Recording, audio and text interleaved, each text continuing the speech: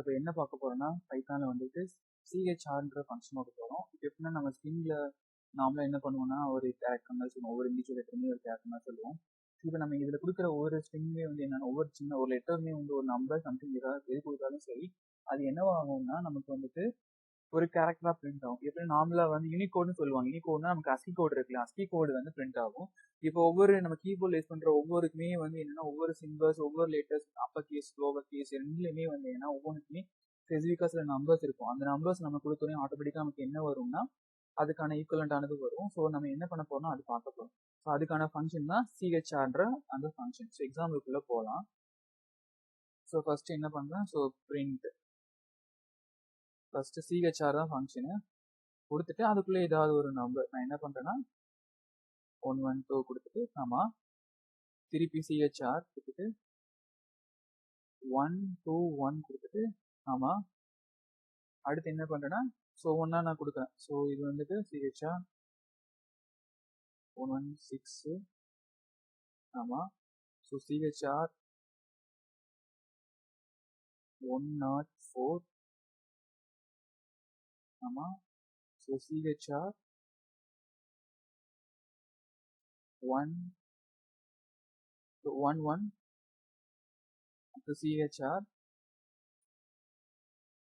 110 கொடுத்துட்டு gamma so அதுக்கடுத்து வந்துட்டு ஸோ சிஹெச்ஆர் 116 ஆமா ஸோ சிஹெச்ஆர் ஸோ 97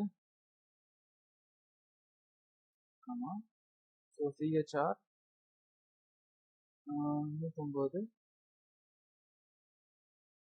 ஆமா சிஹெச்ஆர் 105 அடுத்து சிஹெச்ஆர் 108 ஆமா அடுத்து சிஹெச்ஆர் 116 ஆமா அடுத்து சிஹெச்ஆர் 117 சிஹெச்ஆர் 116 ஆமா ஸோ சிஹெச்ஆர் 611 ஆமா ஸோ சிஹெச்ஆர் 114 ஆமா சிஹெச்ஆர் 105 ஆமா ஸோ சிஹெச்ஆர் 97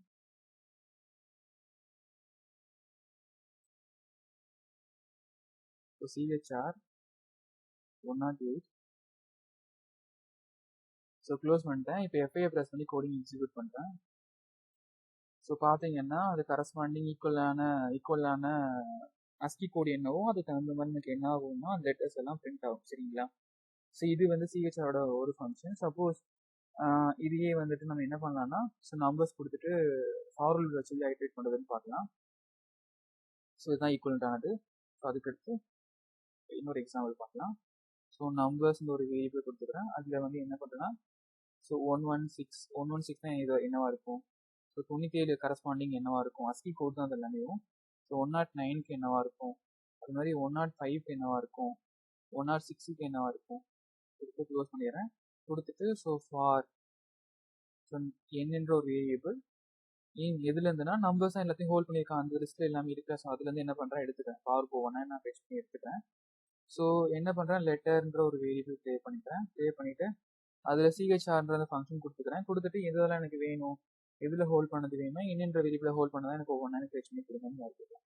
ஸோ கொடுத்துட்டு பிரிண்ட் லெட்டர் தான் எல்லாத்தையும் ஹோல்ட் பண்ணியிருக்கோம், அதை எனக்கு ஒவ்வொன்றா பிரிண்ட் பண்ணி வாங்கணும், அதுக்காக லெட்டர் கொடுத்துட்டேன். இப்போ நான் என்ன பண்ணுறேன் எஃப்ஐயை ப்ரெஸ் பண்ணி கோடிங் எக்ஸிக்யூட் பண்ணுறேன். ஸோ எக்ஸிக்யூட் பண்ணும்போது எனக்கு என்ன ஆகுதுன்னா இந்த கரஸ்பாண்டிங் எனக்கு வந்து என்னன்னா இதில் இருக்கிறது எல்லாமே ஒவ்வொன்றா எனக்கு வந்து பிரிண்ட் ஆகும். சரிங்களா? இப்போது இதுக்கு ஈக்குவல்டான கேரக்டர் என்ன, இதுக்கு ஈக்குவலான கேரக்டர் என்ன, ஒவ்வொன்றா எனக்கு என்ன ஆகும்னா இந்த எண்ணில் அசைன் ஆகும். எண் வந்து கேரில் உட்காரும். அது ஒவ்வொன்றும் என்ன பண்ணுன்னா தனித்தனியாக நமக்கு ஃபெச் ஆகி வந்து அவுட்புட்டை ப்ரொடியூஸ் ஆகும். சரிங்களா? ஸோ இதுதான் கேர் ஃபங்க்ஷனோட working functions. So thanks for வாட்சிங் திஸ் வீடியோ.